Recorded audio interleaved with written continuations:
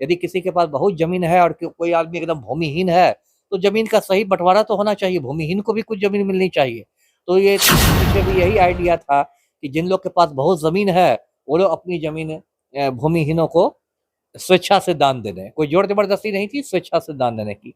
तो ये बात आपने सही से, वो बने जो सबसे योग्य हो, चाहे वो ब्राह्मण हो, दलित हो, अत्यंत पिछड़ी जाति का हो, राजपूत हो, भूमिहार हो, कोई भी हो, आदिवासी हो, उसकी गुणवत्ता को देख के सीएम बनाना चाहिए ना। नेताओं का कहना है कि हम जाति जनगणना मानते ही नहीं है क्योंकि हमारी जाति को कम करके दिखा दिया गया है। वही बात खोता जैसा। तो बिढ़नी के खोता पर जब ढेला मारा गया है तो उसमें तो बहुत सारे विवाद जन्म लेंगे ही जी। आप सभी को पता होगा कि जातीय जनगणना बिहार में आ चुका है और इन दिनों जातीय जनगणना को लेकर काफी चर्चा का विषय बना हुआ है। लोग ये भी कह रहे हैं जिस जाति की जनसंख्या ज्यादा है मुख्यमंत्री उसी का बनेगा। काफी तरीके के बातें इन दिनों राजनीतिक दलों में चल रही है, राजनीतिक गलियारों में चल रही है। अभी हमारे साथ पूर्व आईपीएस अमिताभ दास सर हैं, खास बातचीत करेंगे। ये अपनी राय सर क्या रखते हैं और इनकी राय क्या है। सर पहले हेडलाइंस भारत में आपका स्वागत। जी धन्यवाद आपका। सर जातीय जनगणना आपने देखा होगा, कैसे देखते हैं इसको? अब देखिए, जातीय जनगणना जो हुई बिहार में इसी साल हुई और उसकी अभी रिपोर्ट भी जारी कर दी गई 2 अक्टूबर को, गांधी जयंती को। और लगा जैसे कि जारी करने में सरकार बहुत फुर्ती दिखा रही है, क्योंकि वैसे तो 2 अक्टूबर जो है वो अवकाश का दिन होता है, उस दिन कार्यालय बंद रहते हैं। लेकिन उस दिन सरकारी कार्यालय को खोलकर खुद मुख्य सचिव आए और उन्होंने रिपोर्ट जारी की। तो ठीक है, इसको तो हाईकोर्ट में भी चुनौती दी गई थी, क्योंकि भारत का संविधान जो है उसके मुताबिक जनगणना कराने का अधिकार सिर्फ केंद्र सरकार को है, राज्य सरकार को है नहीं। लेकिन बिहार सरकार ने हाईकोर्ट में ये बात रखी कि हम लोग ये जनगणना नहीं करा रहे हैं, ये एक तरह का सर्वेक्षण है, सर्वे है। तो ठीक है, हाईकोर्ट ने वो दलील मान ली और इस पर रोक नहीं लगाई। तो अब तो जनगणना रिपोर्ट जातीय जनगणना की रिपोर्ट आ ही गई है। उसकी कुछ मोटे मोटे तथ्य भी सामने आए हैं।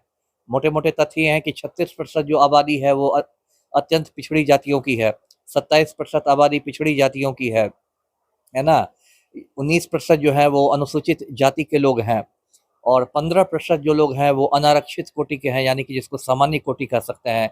जिससे मुस्लिम समाज के भी अगड़ी जातियां शामिल है, हिंदू समाज की भी अगड़ी जातियां शामिल है, वो 15% के आसपास है। कुछ लोगों ने इस पर सवाल भी उठाए हैं। कुछ लोगों का कहना है कि ये आंकड़े जो हैं वो फर्जी हैं, क्योंकि लाखों परिवार ऐसे हैं जहां गए ही नहीं थे जी वो भी मैं बात आपसे हो रही है जी। कुछ लोगों का कहना है कि हमारी जाति की तो संख्या घटाकर दिखा दी गई। कुशवाहा के कुछ नेताओं का कहना है कि हमारी जाति की संख्या जानबूझ के घटाई गई। कुछ तलिक साहू लोग कह रहे हैं कि हमारी जाति की संख्या जानबूझ के घटाई गई। तो कुछ विवादों को भी जन्म दिया है इस जातीय जनगणना में। जब ये तो आप कह सकते हैं कि यदि देहात की भाषा में कहें तो एक मतलब बिढ़नी का खोता जैसा था। तो बिढ़नी के खोता पर जब ढेला मारा गया है तो उसमें तो बहुत सारे विवाद जन्म लेंगे ही जी। आप कैसे देखते हैं जो जातीय जनगणना की लिस्ट आई है, क्या आप इस जो तथ्य आए हैं इसको आप सही मानते हैं? क्योंकि काफी लोगों का कहना है, काफी नेताओं का कहना है कि हम जातीय जनगणना मानते ही नहीं है क्योंकि हमारी जाति को कम करके दिखा दिया गया है। वही बात मैंने कही ना कि देखिए, एक तो मतलब इस पर थोड़ा संदेह होता है कि जितनी जल्दी ये झटपट जातीय जनगणना का काम पूरा कर लिया गया, वो कुछ मुझे ज्यादा ही मतलब फुर्ती दिखाई देती है। क्योंकि सरकारी काम का मुझे भी मालूम है कि किस रफ्तार से सरकारी काम होते हैं।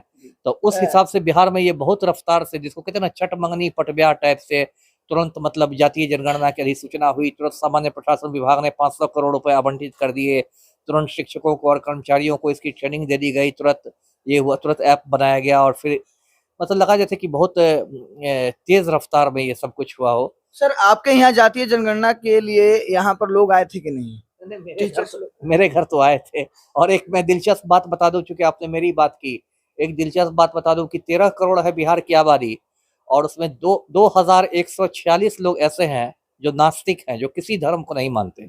उसमें मैं भी एक हूँ, है ना। उसमें से आप एक? मैं भी एक हूँ। जो टीम आई थी 2 लोगों की, उन्होंने बिना मुझसे पूछे धर्म के कॉलम में हिंदू धर्म भर दिया था। मैंने कहा कि मैं किसी धर्म को नहीं मानता, इसको काटिए। तो फिर उन्होंने काट के लिखा कि कोई धर्म नहीं मानने वाले। तो पूरे बिहार में मेरी तरह 2146 लोग हैं टोटल, जिनको आप नास्तिक कहिए, विधर्मी कहिए, जो कहिए वो है। तो मेरे घर तो खैर आए थे जी। आए थे। सर ये भी कहा जा रहा है कि 14% इसमें यादव हैं, 19% मुसलमान हैं। तो 17% मुसलमान, 17% अनुसूचित जाति के लोग हैं। हाँ 17% मुसलमान है। तो क्या लगता है कि जो बिहार का सीएम होना चाहिए वो एक मुसलमान होना चाहिए? अब देखिए, ये तो पूरी थ्योरी से ही मैं सहमत नहीं हूँ। सीएम तो जो भी होना चाहिए बिहार का, वो योग्यता के आधार पर होना चाहिए, ईमानदार और मतलब साफ-सुथरा अच्छा आदमी, चाहे किसी भी जाति का हो, किसी भी धर्म का हो।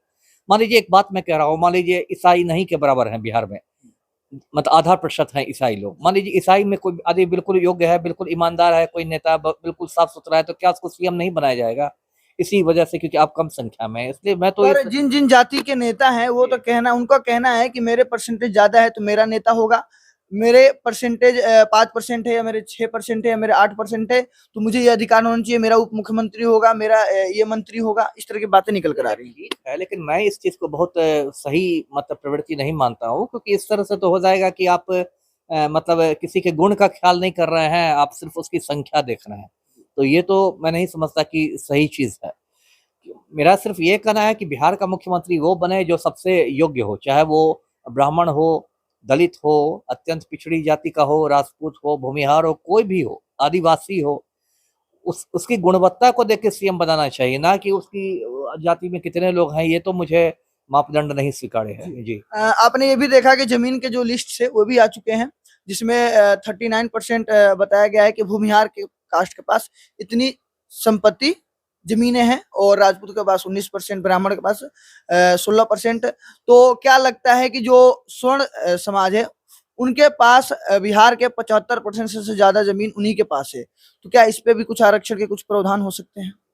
नहीं, इसमें तो देखिए चौंकने की कोई बात नहीं है, क्योंकि ये तो बिहार का समाज हुआ या यूपी का समाज हुआ, ये सब तो एक तरह से सामंती समाज रहा। आज से नहीं, बहुत पहले से सामंती समाज। सामंती समाज से मतलब ये था कि यहाँ के समाज पर जो सामंती जो सवर्ण जातियाँ हैं, अगड़ी जातियाँ जिनका है, उनका वर्चस्व रहा है।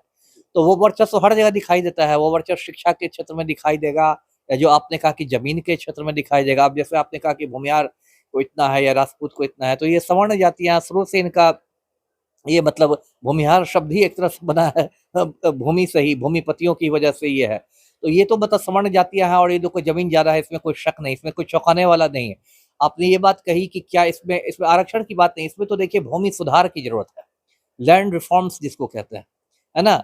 जैसे 1950 के दशक में बिहार में ज़मींदारी जो प्रथा थी उसको ये कर दिया गया था, खत्म कर दिया गया था कि कोई ज़मींदार नहीं रहेगा, कोई ये नहीं रहेगा। फिर एक हदबंदी कानून भी लाया गया था, है ना? लैंड शीलिंग एक्ट, मतलब इससे ज़्यादा किसी के पास ज़मीन नहीं रह सकती है। तो ये जो आप बात कर रहे हैं, ये आरक्षण की बात नहीं है, ये बात भूमि सुधार से संबंधित है, लैंड रिफॉर्म से संबंधित है। कि सही है, यदि किसी के पास बहुत ज़मीन है और कोई आदमी एकदम भूमिहीन है, तो ज़मीन का सही बँटवारा तो होना चाहिए, भूमिहीन को भी कुछ ज़मीन मिलनी चाहिए। तो ये जब पश्चिम बंगाल में कम्युनिस्टों की सरकार थी, लगभग 30 वर्ष तक वहाँ कम्युनिस्टों का शासन रहा पश्चिम बंगाल में, तो उन लोगों ने एक ऑपरेशन बरगा चलाया था।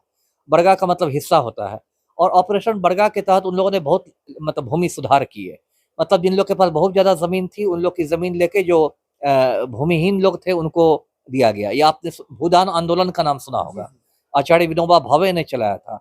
भूदान आंदोलन के पीछे भी यही आइडिया था कि जिन लोग के पास बहुत ज़मीन है, वो लोग अपनी ज़मीन भूमिहीनों को स्वेच्छा से दान दे दें, कोई ज़ोर ज़बरदस्ती नहीं थी, स्वेच्छा से दान देने की। तो ये बात आपने सही कही कि मतलब यदि कुछ लोग के पास बहुत ज़मीन है, किसी के पास कम ज़मीन है, तो वो आरक्षण से तो उसका हल नहीं होगा, उसका हल है भूमि सुधार से। और एक मुझे लगता है एक बंदोपाध्याय कमेटी बनाई भी गई थी, बिहार सरकार ने बनाई भी थी, और उस बंदोपाध्याय कमेटी की जो सिफ़ारिशें हैं, वो बहुत साल से मतलब ठंडे बस्ते में पड़ी हुई हैं, लागू नहीं हो रही है। तो अब मुझे लगता है कि वो बंदोपाध्याय कमेटी की सिफ़ारिशों को बिहार सरकार को टेकअप करना चाहिए, उनको लागू करना चाहिए, तो उससे एक ज़्यादा समतामूलक समाज बनेगा हमारा। जी। और बात कर लिया जाए जातिगत जो जनगणना हुई है, इसको आप अपने नज़रिए से कैसे देखते हैं? क्या लगता है कि ये जातिगत जो जनगणना हुई है, ये बिहार में एक सुधार का काम करेगी या लोगों के बीच में मतभेद पैदा कर रही है? देखिए, जातीय जनगणना अपने आप में बुरी चीज़ नहीं है ना? 1931 में इसके पहले आखिरी जातीय जनगणना हुई थी अंग्रेज़ों के ज़माने में, और लगभग 100 बरस गुज़र चुके हैं उसके बाद से कोई आंकड़े ही हमारे पास नहीं थे।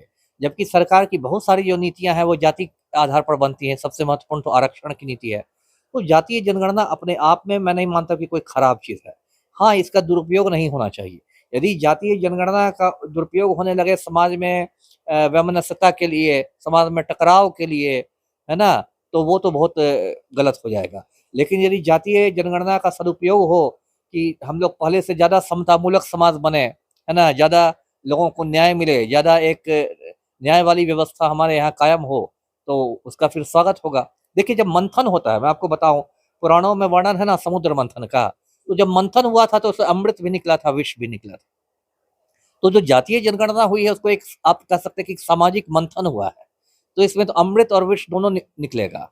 अब ये तो यहाँ के लोगों के विवेक पर डिपेंड करता है कि वो अमृत को अपनाते हैं कि विष को अपनाते हैं। जी सर दर्शकों के लिए क्या कहिएगा? आपके इंटरव्यू लगातार चैनल्स पे चलते रहते हैं, आप लोगों में एक अच्छा संदेश देते रहते हैं, हमेशा से ही उस बात को कहते हैं जो सच होता है और जो सटीक होता है, जो लोगों के लिए उनके के लिए सही हो। जी बिल्कुल, मैं इसलिए सच बात बोलता हूँ क्योंकि मैं तो नेताजी हूँ नहीं, है ना? मैं तो पॉलिटिक्स में हूँ नहीं, मुझे तो कोई वोट बैंक बनाना नहीं है, मैं तो कोई सस्ती लोकप्रियता के लिए हूँ नहीं। मैं खुद कायस्थ हूँ, खुद मैं अगड़ी जाति से आता हूँ, लेकिन मैं सबके बारे में, सबकी भलाई के लिए सोचता हूँ। तो लोगों से मैं यही कहूँगा कि भाई कुछ भी हो जाए आप लोग सद्भाव बना के रखें, है ना? बहुत सारे समाज में अभी एक ठाकुर वाली कविता पर लेके बहुत ब्राह्मणों और ठाकुर का विवाद हुआ, ये सब दुर्भाग्यपूर्ण है। हम लोग सबको इसी देश में रहना है, इसी जमीन पर रहना है। मुसलमान हो, हिंदू हो, ब्राह्मण हो, दलित हो, भूमिहार हो, पिछड़ी जाति हो, सबको यही रहना है। तो सबसे जरूरी है सद्भाव और भाईचारा कायम करना। जी तो देख सकते हैं ये थे हमारे साथ अमिताभ दास, पूर्व आईपीएस सर। तो जातीय जनगणना को लेकर इन्होंने अपनी राय रखी है। जो भूमि का जो लिस्ट आया है जिसमें काफी तरीके के 75% स्वर्ण समाज को पास जमीनें हैं, उसको लेकर भी सर ने बातें कही हैं। तो इंटरव्यू को लेकर आपकी क्या राय है, हमसे जरूर शेयर करें और आप सभी इसी तरह हमारे साथ बने रहिए। लेटेस्ट अपडेट आप सभी को मिलते रहेंगे। जय हिंद, जय बिहार।